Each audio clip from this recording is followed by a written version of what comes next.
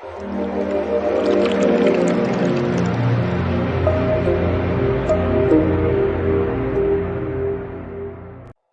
speech. Truth is known by practice only. Without sincerity there can be no knowledge of truth, and true speech is the beginning of all sincerity. Truth in all its native beauty and original simplicity consists in abandoning and not doing all those things which are untrue, and embracing and doing all those things which are true. True speech is therefore one of the elementary beginnings in the life of truth. Falsehood, and all forms of deception, slander, and all forms of evil speaking, these must be totally abandoned and abolished before the mind can receive even a small degree of spiritual enlightenment. The liar and slanderer is lost in darkness. So deep is his darkness that he cannot distinguish between good and evil, and he persuades himself that his lying and evil speaking are necessary and good, that he is thereby protecting himself and other people. Let the would-be student of higher things look to himself and beware of self-delusion. If he is given to uttering words that deceive, or to speaking evil of others, if he speaks in insincerity, envy, or malice, then he has not yet begun to study higher things. He may be studying metaphysics, or miracles, or psychic phenomena, or astral wonders. He may be studying how to commune with invisible beings, to travel invisibly during sleep, or to produce curious phenomena. He may even study spirituality theoretically and as a mere book study. But if he is a deceiver and a backbiter, the higher life is hidden from him. For the higher things are these: uprightness, sincerity, innocence, purity, kindness, gentleness, faithfulness, humility, patience, pity, sympathy, self-sacrifice, joy, goodwill, love. And he who would study them, know them, and make them his own, must practice them. There is no other way. Lying and evil speaking belong to the lowest forms of spiritual ignorance, and there can be no such thing as spiritual enlightenment while they are practiced. Their parents are selfishness and hatred. Slander is akin to lying, but it is even more subtle, as it is frequently associated with indignation, and by assuming more successfully the appearance of truth, it ensnares many who would not tell a deliberate falsehood.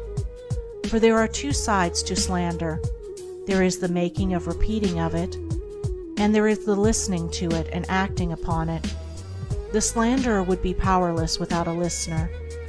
Evil words require an ear that is receptive to evil in which they may fall before they can flourish.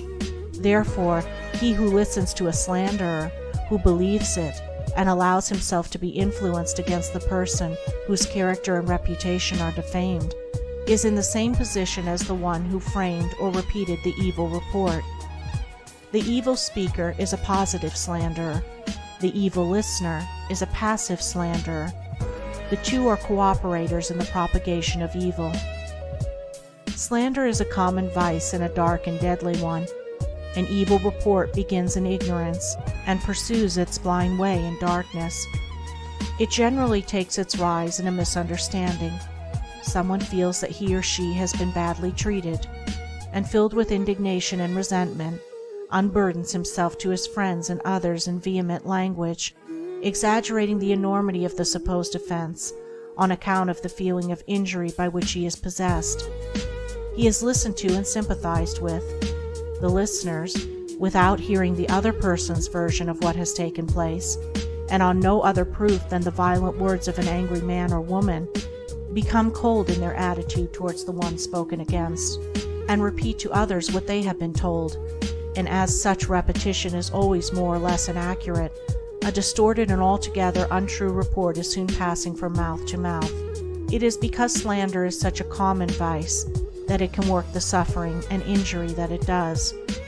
It is because so many, not deliberate wrongdoers, and unconscious of the nature of the evil into which they so easily fall, are ready to allow themselves to be influenced against one whom they have hitherto regarded as honorable, that an evil report can do its deadly work, Yet its work is only amongst those who have not altogether acquired the virtue of true speech, the cause of which is a truth-loving mind. When one who has not entirely freed himself from repeating or believing an evil report about another hears of an evil report about himself, his mind becomes aflame in burning resentment, his sleep is broken, and his peace of mind is destroyed. He thinks the cause of all his suffering is the other man and what the other man has said about him, and is ignorant of the truth that the root and cause of his suffering lies in his own readiness to believe an evil report about another. The virtuous man, he who has attained to true speech, and whose mind is sealed against even the appearance of evil speaking, cannot be injured and disturbed by any evil reports concerning himself, and although his reputation may for a time be stained in the minds of those who are prone to suggestions of evil, his integrity remains untouched and his character unsoiled, for no one can be stained by the evil deeds of another, but only by his own wrongdoing. And so, through all misrepresentation, misunderstanding, and contumely, he is untroubled and unrevengeful, his sleep is undisturbed, and his mind remains in peace. True speech is the beginning of a pure, wise, and well-ordered life. If one would attain to purity of life, if he would lessen the evil and suffering of the world, let him abandon falsehood and slander in thought and word. Let him avoid even the appearance of these things, for there are no lies and slanders so deadly as those which are half-truths. And let him not be a participant in evil speaking by listening to it. Let him also have compassion on the evil speaker, knowing how such a one is binding himself to suffering and unrest. For no liar can know the bliss of truth, no slanderer can enter into the kingdom of peace. By the words which he utters is a man's spiritual condition declared. By these also is he finally and infallibly adjudged. For as the Divine Master of the Christian world has declared, "By thy words shalt thou be justified, and by thy words shalt thou be condemned."